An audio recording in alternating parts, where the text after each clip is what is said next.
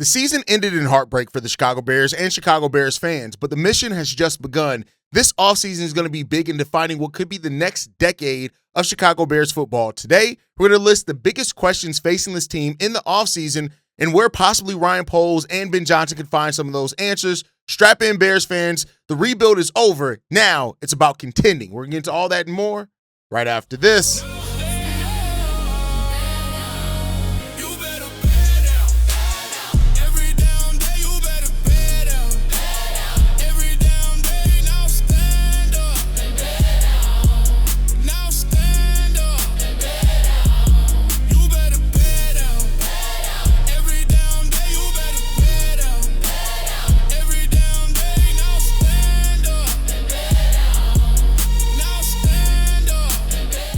What's going on, Bears fans? Welcome to another episode of Chicago Bears Central, your number one spot for everything Chicago Bears related. I'm the host there, Haize, but more importantly, you guys can follow the channel at Chi Bears Central on every social media platform we happen to be on. With that said, let's go ahead and get into this content for today. I wanted to talk about today the biggest questions facing the Chicago Bears heading into the 2026 offseason. And there are a lot of them, right? A lot of them have to do with the things like that. And that's kind of where we're going to start on it with. The Chicago Bears have 23 players that are free agents at the end of this season. 27 players that are free agents now that the season has ended. And we got a number of players that are also up for contract extensions as well. They could get early contract extensions. So we're going to talk a little bit about that. First, let's talk about one of the biggest free agents here for the Chicago Bears, and that is Jaquan Brisker. Jaquan Brisker it's been up and down, right? Like, he's played 15 games his first two seasons in the NFL. Last year in 2024, he only played 5 games. This year, he played all 17 games.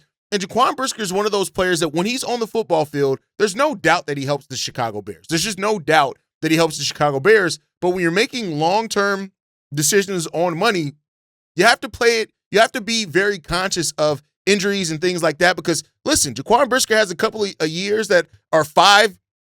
He only plays 5 games, and that contract, no matter what size the contract is, can go from looking like a decent contract to an absolute waste of money. And that's where it comes down to for Jaquan Brisker. And he was asked a little bit about it, and he seems like he wants to stay here with the Chicago Bears, but he also realizes it's a business and that could not be in the future. Now, for what it's worth, what was in his control? 17 games played, 93 tackles. He had 52 of those being solo. He had 1 sack, which he's had at least one sack in each of his seasons. His rookie year, he led us in sacks with 4. He had 8 passes deflected this year, 1 interception as well. Jaquan Brisker, the metrics love him. Jaquan is a weapon, right? But you're only so good as you are available, and that's one of the biggest questions here. Wearing the Guardian cap helped him this year. He played all 17 games. But that is still a little bit of a concern for Jaquan Brisker, and that's something that the Chicago Bears are really going to have to look at. So the fact that he played all 17 games, great. I love that he played all 17 games, but the Bears are going to have to make a decision. Now, Jaquan Brisker may also find that the market may either be favorable or a little bit harsher for him if he even tests the market. If the Bears put out a reasonable offer, which Spotrac has him making about $10 million per year, if they put out a reasonable offer, I think he'll take it, even if it's a shorter deal to maintain him being healthy, and then you can give him a larger deal going forward in a couple of years when you kind of see how everything is, exactly where your team is. That makes sense. But no doubt about it, Jaquan Brisker is one of the biggest question marks on what's going to happen this offseason. And to go along with him is his partner in the backfield, Kevin Byard. Byard has had a great run with the Chicago Bears. Some could say that maybe even the best 2 years of his career have been here in a Chicago Bears uniform. He's a veteran, and he's even said it. His career now is going to be year to year. It's going to be year to year, every year throughout the rest of his career probably. And so because of his age, I don't know if the Chicago Bears give him a huge offer. But at the same time, Kevin Byard, Jonathan Owens, and Jaquan Brisker are all up for new contracts. And the Bears are going to keep at least 1 to 2 of those guys around. And for what it's worth, Kevin Byard had 7 interceptions this year, 8 passes deflected, 61 solo tackles, 93 tackles in total. And while he's 32 years old, like I said, this is one of the best years of Kevin Byard's career that he had here. It was the most interceptions he's ever had in his career for sure, right? Maybe not the most tackles, maybe not the most sacks, no sacks for him this year, but he just did things. He's just one of those veterans that you can trust how he's going to perform day in and day out. And those are the type of players you want to keep on your team. So Kevin Byard is also a huge question here. But then when you look at a number of the free agents are here for the Chicago Bears, right? Let's just go through them. We talked about Kevin Byard. He's a free agent. Andrew Billings is an unrestricted free agent this year. And with the Bears needing to revamp their total defensive line, he may not come back. Durham Smythe, a tight end who played pretty well in what he was asked to do, but as a third tight end, he's probably not going to be back. Jonathan Owens, we talked about. Travis Homer doesn't need to come back. Only Olamide Zaccheaus, probably not going to come back with how he performed, over the stretch of that. Nick McLeod, Jalen Reeves-Maybin, Jalen Jones, Scott Daly, Devin Duvernay, C.J. Garner-Johnson, Nashawn Wright, Daniel Hardy, DeMarco Jackson, Dominique Robinson, Braxton Jones.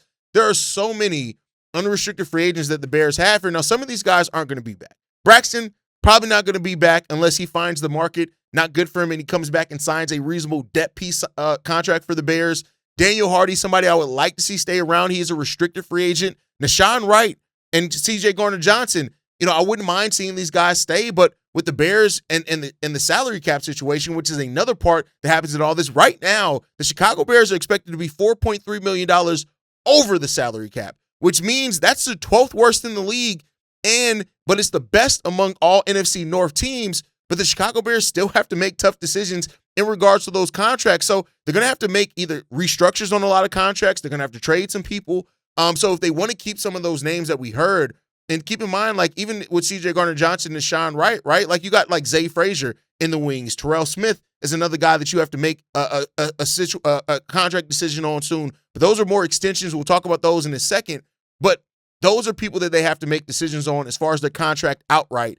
And with the Bears needing to revamp a defensive line, which could be very costly, which we'll get into here in a second, it could be that we see a lot more heads rolls than maybe what we want to. But then you also got decisions to make on early contract extensions. Now, some of these may be delayed, but some of these you may not want to wait on. For example, Darnell Wright, right? Like Darnell Wright said, exactly, I would love to be on this team my whole career for sure. And with Darnell Wright having the season that he had, started off a little bit rocky, but with the season that he had overall, like you would expect him to get an early contract extension for sure, right? For what Darnell Wright is with, right, and what he's done for sure, and what even our offensive line coach has done with like Penei Sewell as well, right? Darnell Wright has he's the long-term answer at right tackle. I don't have any doubts about that.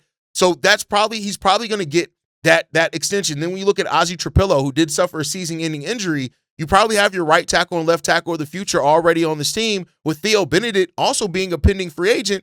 But with how he played and performed and how the Bears found him, I expect him to be back too. So you have your tackle rotation maybe locked down, but that's an early contract extension. Other players that are up for early contract extensions include Terrell Smith, who missed all of last season, but when he's been out on the football field, has split those cornerback 2 minutes with Tyreek Stevenson for basically their whole entire career. Noah Sewell, who had himself, a really solid start to the season. It ended a little bit rocky, right? Of course, it ended with the injury, but even over the last couple of games he played, it wasn't necessarily the strongest, but he could be, especially if you can get him on a reasonable contract extension. You may want to lock him in there. Tremaine Edmonds, Javon Dexter, and Tyreek Stevenson. All these guys have big contract questions coming up next year. Tremaine could be cut, which could save the Bears a lot of money to then go out and target defensive linemen. But with the way that Tremaine Edmonds played under Dennis Allen and really had a reinvigoration of his career here in Chicago, and for what it's worth, Tremaine Edmonds has always put up solid numbers, right? The numbers themselves, over 100 tackles each of the years, have been great. But in watching the actual games last year, you saw a player in Tremaine Edmonds that, between the vision that Dennis Allen had for him on top of the way that he was utilized, listen, it was great. 112 tackles, the second most of his career here with the Chicago Bears, 61 of those being solo, 1 sack, 4 interceptions, tied for the most he's ever had in his career as well that he had here. Listen, he had himself 9 passes deflected, second most, tied for second most of his NFL career. Tremaine Edmonds had a really good year in the Chicago Bears uniform, and the Bears may be forced to make a decision on if they want to give him an early contract extension or not. And then you have Javon Dexter and Tyreek Stevenson. These are two guys that, it can go either way with those guys, right? Like Tyreek Stevenson, has shown himself to be solid at times. And I do think last year he was forced to be the cornerback 1 more than what you want him to be. He's better at 2. He should be better in coverage. But at the same time, you have to ask yourself, can we get a guy in here on a rookie scale deal rather than extend him, and we get a guy here over the next 2 drafts to replace him? And that's a fair question. And Javon Dexter, listen, on any given stretch, Javon Dexter can look really good, or you can forget he's on the football field. And that's a guy that's difficult to extend. I don't think that Javon Dexter is going to get an early contract extension. Now, if he has a big year next year and makes a sizable step up or leap or whatever you want to call it, maybe you then do it and play it there. But as it stands right now with Javon Dexter, yeah, he had 6 sacks last year, which again, most of his career, he's gotten better, more sacks each and every year. 13.5 sacks over his 3 years with the Chicago Bears. That's not terrible. But at the same time, you want to look at the money that you may have to spend for him, and that's where you can get into a place where you may have to make a tough decision on what you do with Javon Dexter. So, again, free agents are one thing, early contract extensions are another, and that's what the Chicago Bears are really going to have to figure out this year, right? But outside of that, there are still more questions for this team. One is, which coaches do you lose and who replaces them? Eric Bieniemy is gone. Via everything that we've heard, everything is the Chiefs are finalizing a contract deal with Eric Bieniemy. That was the last report that we got yesterday. Eric Bieniemy is up out of here. He's going to go be an offensive coordinator again, which is something that he's always loved to do, is call plays. The fact that he even took a running backs coach job with the Chicago Bears was huge for Ben Johnson to get a guy like that, right? With Matt Nagy no longer under contract with the Chiefs, he's going back to the Chiefs. And now the Chicago Bears have to find somebody to continue to build this running back. And shout out to Eric Bieniemy. He built, he helped the Bears get the 3rd best rushing attack in the game of football last year with rookie Kyle Monangai and veteran DeAndre Swift. Yeah, we probably could still draft a running back for sure and shore up that position for the long term, but you still need a running back coach in there. And so how to replace that? Al Harris is another guy. Do we lose Al Harris this year? Which it seems like there's been some early buzz that we very well could lose Al Harris. So how does Ben Johnson replace those guys on the coaching staff is another big question that you have left for this offseason. And I don't want to understate how important that is, right? I know that it's, when you look at positional coaches, typically you like to think that those guys are easily replaceable. But I think when you look at specifically what Al Harris had as far as the impact in defensive backs this year, if we lose him, I don't think it's just easy to replace that. Now, Dennis Allen is a defensive coordinator. Dennis Allen's plugged in. I trust that Dennis Allen's going to be able to go out and find a guy, him and Ben Johnson together, but you have to have the same guy that brings that mentality. Eric Bieniemy and Al Harris were 2 coaches that helped set the culture shift that we had here in Chicago. And those aren't 2 guys that are going to be, that maybe you can replace them skills or X's or O-wise, but personality-wise, I think is another thing that you have to look at too as well. Now, of course, you want Ben Johnson, you want Declan Doyle, you want Dennis Allen. You want those guys to have a finger on the pulse of what is the identity of this team, but you can't just take it for granted that it's going to be that and everything is going to work out either.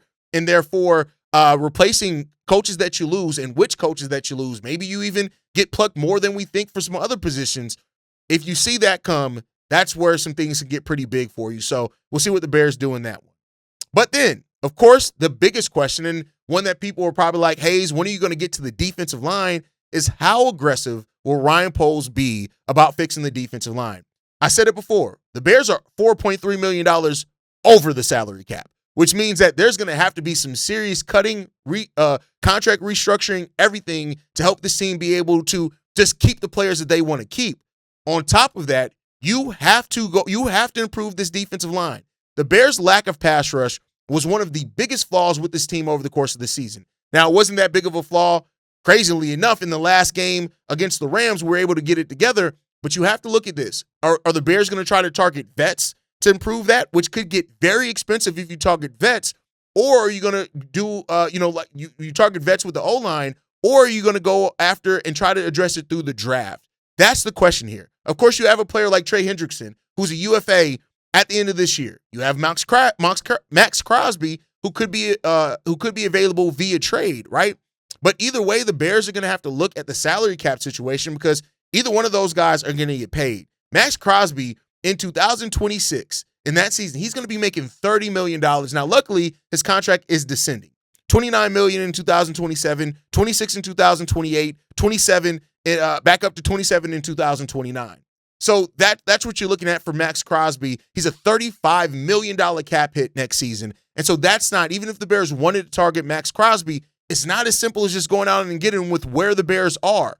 Do you go after a Trey Hendrickson who could be available, who right now, like he was making last year $29 million, and Spot Rack has him projected at $25 million for next season. That's not an easy guy to just go out there and sign, right? So the Bears have to look at this and determine where they want to try to make cuts at, where they want to restructure at, and how aggressive they can be about going out here and fixing the defensive line. But there is no doubt about it that they have to improve this defensive line. If you improve this pass rush, this is a Bears team that then you are looking at being a team that can go out here and make some noise and maybe even make an NFC championship. You never know where the sky's the limit at, right? You can't always assume progression's going to come, but at the same time, you could still look at it and say, hey, this team has to make some moves here, right?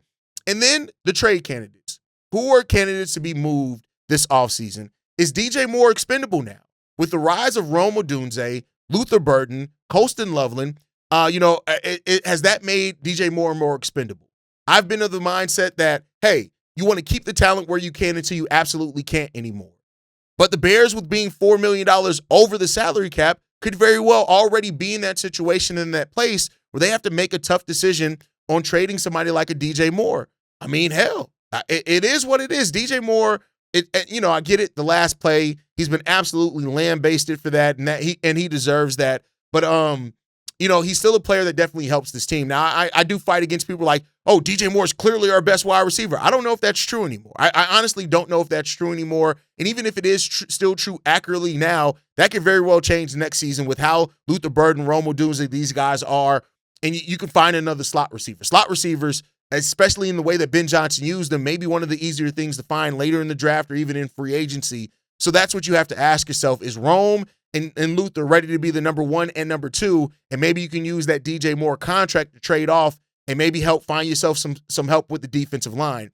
And that's what the Bears have to ask themselves. But who else are trade targets or trade bait for the Chicago Bears this year? What are other contracts that the Bears could look to move to try to get some other things done?